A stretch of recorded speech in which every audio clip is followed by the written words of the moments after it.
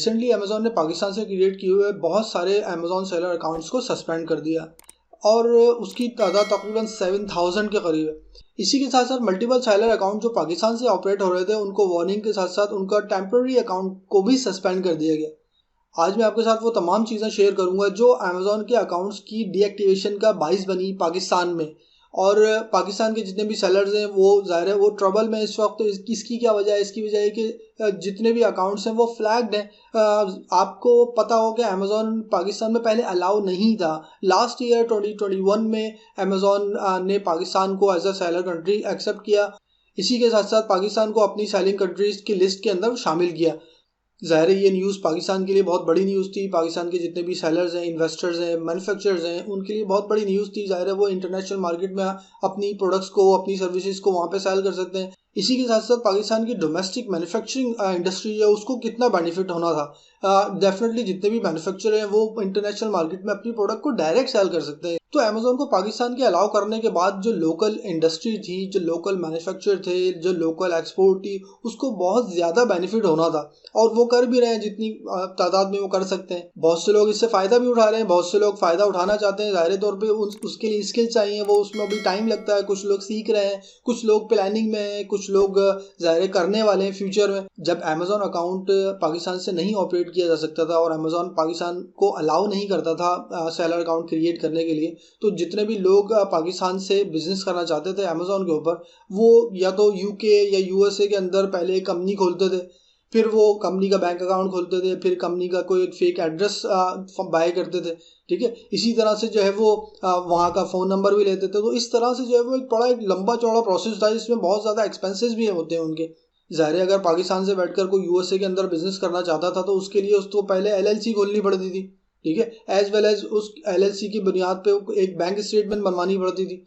उसी के साथ साथ जो उसको कोई एड्रेस भी लेना पड़ता था, वहाँ पे कोई वर्चुअल एड्रेस हो गया फॉर एग्जांपल। ठीक है, इसी के साथ साथ उसको एक फ़ोन नंबर भी लेना पड़ता था क्योंकि अमेज़ॉन हर चीज़ की वेरिफिकेशन करता है। ठीक है, तो इस पूरे सिनेरियो में ज़ाहिर उसका बहुत ज़्यादा एक्सपेंस होता था और बहुत ज़्यादा उसको टाइम भी लगता था।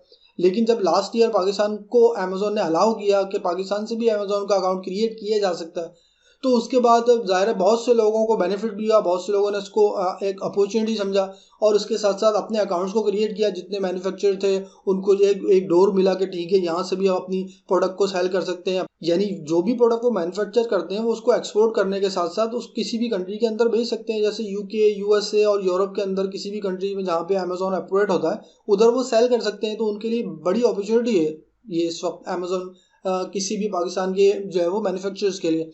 लेकिन लास्ट ईयर 2021 में जब अमेज़ॉन ने पाकिस्तान को अलाउ किया तो उसके बाद पाकिस्तान के सेलर को ये अपॉर्चुनिटी मिली कि वो पाकिस्तान से रह के पाकिस्तान में ही एक कंपनी खोल सकते हैं। वहाँ से जो है वो अपने एड्रेस को यूज़ कर सकते हैं, अपने बैंक स्टेटमेंट को पाकिस्तान से यूज़ कर सकते हैं। ठीक है, तो एक तो उनकी कॉस्ट बहुत ज़्यादा कम हो गई। ज़ाहिरी तौर पर वो सारी चीज़ें जो वो यूके या यूएसए के अंदर कंपनी क्रिएशन और सारा एड्रेस जो है वो बाइंग वो सब करते थे, वो उनको नहीं करना पड़ा क्योंकि वो तो पाकिस्तान का एड्रेस यूज़ कर रहे हैं एज वेल एज पाकिस्तान की कंपनी यूज़ कर रहे हैं। एज वेल एज अगर वो इंडिविजुअल अकाउंट क्रिएट कर रहे हैं तो उनको तो कंपनी क्रिएट करने की ज़रूरत नहीं।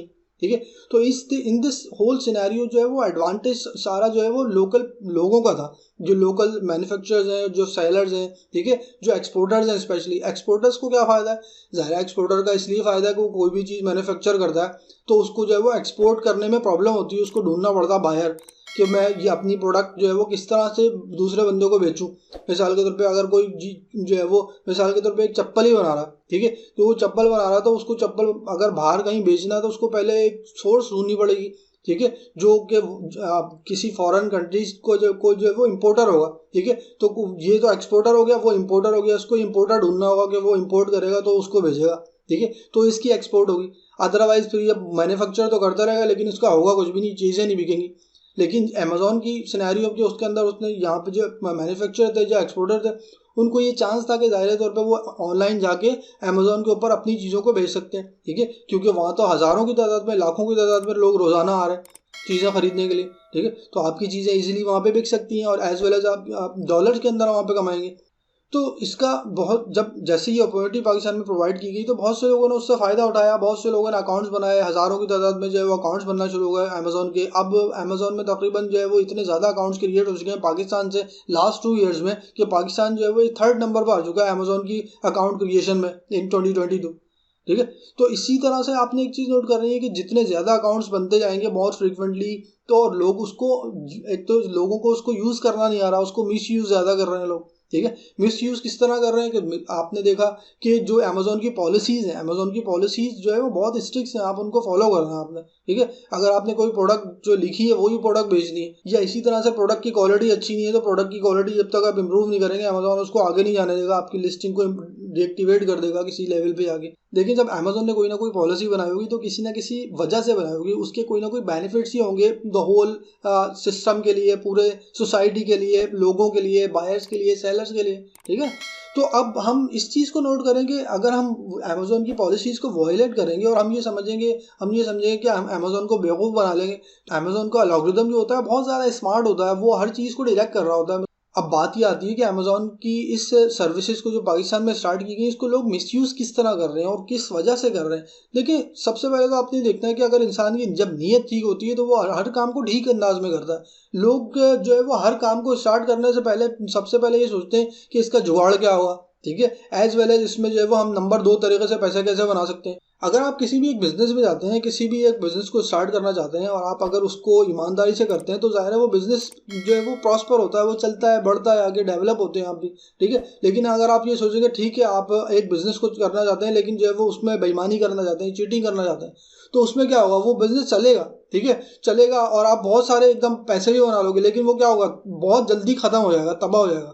उसकी क्या वजह है, ज़ाहिरी तौर पे उसका ट्रस्ट ही नहीं होगा। आप किसी कस्टमर को या किसी भी बिजनेसमैन को आप उससे बिजनेस करोगे, 1 दफ़ा करोगे, 2 दफ़ा करोगे, अगर आप 2-3 दफ़ा उससे फ्रॉड करोगे तो नेक्स्ट टाइम वो आपके पास आएगा ही नहीं। ठीक है, इसी तरह से देखें यहाँ पर भी अमेज़ॉन की सिचुएशन में लोगों ने क्या किया, ड्रॉप शिपिंग स्टार्ट कर दी। अब ड्रॉप शिपिंग क्या है, अब पाकिस्तान के अंदर वही वाली बात है, क्विक मनी के पीछे लगे हैं सारे लोग कि क्विक मनी मिल जाए, बस ड्रॉप शिपिंग करो, धड़ाधड़ जो है वो पैसा कमाओ। ठीक है, और ये नहीं देख रहे ड्रॉप शिपिंग जो है अमेज़ॉन की पॉलिसी के खिलाफ है। जब अमेज़ॉन ने ये पॉलिसी बना दी इसका मतलब है उसको फॉलो करो, आप ड्रॉप शिपिंग ना करो, नंबर 1। और ड्रॉप शिपिंग बहुत से कर भी रहे हैं तो ड्रॉप शिपिंग में भी बेईमानी कर रहे हैं ना। बेईमानी किस तरह कर रहे हैं, वो बेईमानी इस तरह कर रहे हैं कि आपने क्या किया, ड्रॉप शिपिंग का मतलब क्या है, ड्रॉप शिपिंग का मतलब है कि अगर कोई ऑर्डर आता है, वो ऑर्डर आपके पास कोई इन्वेंट्री नहीं है, कुछ भी नहीं है। ठीक है, आपके पास जब ऑर्डर आता है आप क्या करते हैं, वो पैसे आपके पास आ जाते हैं, उस पैसों के आप जो है वो किसी और स्टोर से जो है प्रोडक्ट खरीदते हैं और वो प्रोडक्ट जो है वो उस कस्टमर के पास भेज देते हैं। ठीक है, तो वो उसको रिसीव हो जाती है, तो इस तरह से पूरी एक जो है वो फुलफिलमेंट की साइकिल कंप्लीट हो जाती है और एक ऑर्डर कंप्लीट हो जाता है। तो वो अमेज़ॉन या किसी भी मार्केट प्लेस को हम लोग ये समझते हैं कि हम बेवकूफ़ बना के उसको जो है वो मैनिपुलेट करके काम को चला लेंगे। एज वेल एज बहुत से लोग जो है वो ड्रॉप शिपिंग के अभी भी धड़ाधड़ कोर्स करवा रहे हैं। ठीक है, तो मैं सब लोगों से ये बोलूँगा कि ज़ाहिर जो भी लोग धड़ाधड़ कोर्सेज करवा रहे हैं वो कोर्सेज भी ना करवाएं। ज़ाहिरी तौर पे लोग इसको जो है वो नेगेटिव वे में यूज़ कर रहे हैं अभी तक फ़िलहाल। ठीक है, तो ज़ाहिरी तौर पे लोगों के जहनों में जो है पॉजिटिव थिंकिंग आ ही नहीं रही, अभी भी बस जुगाड़ में और जो है वो फ्रॉड में लगे हुए। ठीक है, तो जो स्पेशली जो ट्रेनिंग करवा रहे हैं वो भी ना करवाएं, वो भी इस चीज़ में शामिल है मैं कहूँगा। ठीक है, क्योंकि जो ट्रेनिंग करवा रहे हैं वो ट्रेनिंग करवा रहे हैं तो उसको एथिक्स ही नहीं समझा रहे उसकी बिजनेस की, तो वो क्या ट्रेनिंग करवा रहे हैं, कुछ भी नहीं। तो हमने क्या करना है, अगर कोई ट्रेनिंग करवा भी रहा है तो जो ट्रेनिंग करवाने वाला है उसकी ये जिम्मेदारी है कि वो अपने स्टूडेंट को अच्छी तरह से समझाए इस चीज़ के बारे में कि ये जो है वो ये गलत है। ठीक है, ये अमल जो है वो गलत है, ये एक्ट गलत है। अगर आप ड्रॉप शिपिंग कर रहे हो और उसके बाद जो है वो पैसे लेके खा रहे हो तो दिस इज़ रॉन्ग।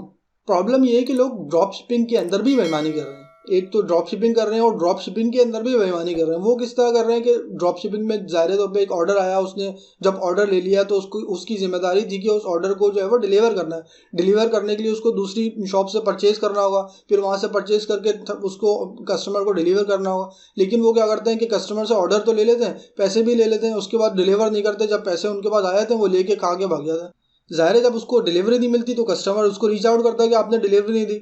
ज़ाहिर है कस्टमर कितने दिन तक वेट करेगा, 2-4 दिन, हफ्ते दिन, 10 दिन, तो कस्टमर हो सकता है वेट कर रहा हो कि हो सकता है जब मेरे पास डिलीवरी आ जाए, नहीं आई अभी तक। लेकिन उस दौरान जो है वो ये पैसे लेके खा भी जाते हैं और भाग भी जाते हैं वहाँ से। ठीक है, तो अमेज़ॉन जो है वो फिर इसलिए जो, और स्पेशली वो हैं भी पाकिस्तान के अकाउंट्स आ रहे हैं। ठीक है, तो इस वजह से पाकिस्तानी अकाउंट्स को जो है वो अमेज़ॉन फ्लैग कर रहा है डे बाय डे।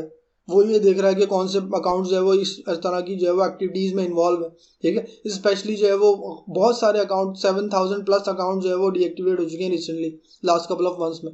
तो जो है वो और मजीद अकाउंट्स फ्लैग्ड हैं, बहुत से अकाउंट्स को जो है वो ज़ाहिर है वायलेशन की जो है वो ईमेल्स जा चुकी हैं। बहुत से लोग जो है वो मुझे भी रीच आउट इवन करते हैं कि हमारे पास ये प्रॉब्लम हो गई है, इसको किस तरह से हल किया जाए, ड्रॉप शिपिंग वाली, ठीक है। तो ड्रॉप शिपिंग जो है वो ज़ाहिरी तौर पे जब अलाउ नहीं है तो आपने उसको नहीं करना। और बहुत से लोग चलो कर भी रहे हैं तो उसको सही तरीके से करें कि अगर ड्रॉप शिपिंग भी कर रहे हो तो आप उसको डिलीवर तो करो ना यार। आप तो बिल्कुल ही पूरे के पूरे पैसे खा रहे हो, तो बिल्कुल ये तो टोटली हराम हो गया ना। तो आप एक तो पाकिस्तान को, पूरे मुल्क को बदनाम कर रहे हो।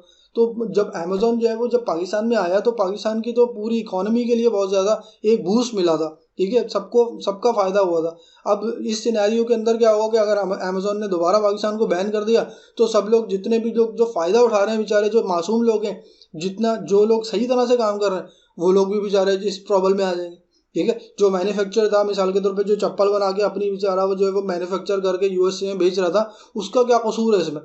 वो तो बेचारा नादान है, वो तो बिल्कुल ठीक तरह काम कर रहा है। वो तो सिर्फ क्या कर रहा है, मैन्युफैक्चर कर रहा है, उसके बाद अमेज़ॉन में सेल कर रहा है। लेकिन आपकी जो है बेईमानी की वजह से, चीटिंग की वजह से जो है वो मासूम लोग भी इसमें जो है वो तबाह हो जाएंगे, ठीक है। वो भी ज़ाहिर है परेशान हो जाएंगे।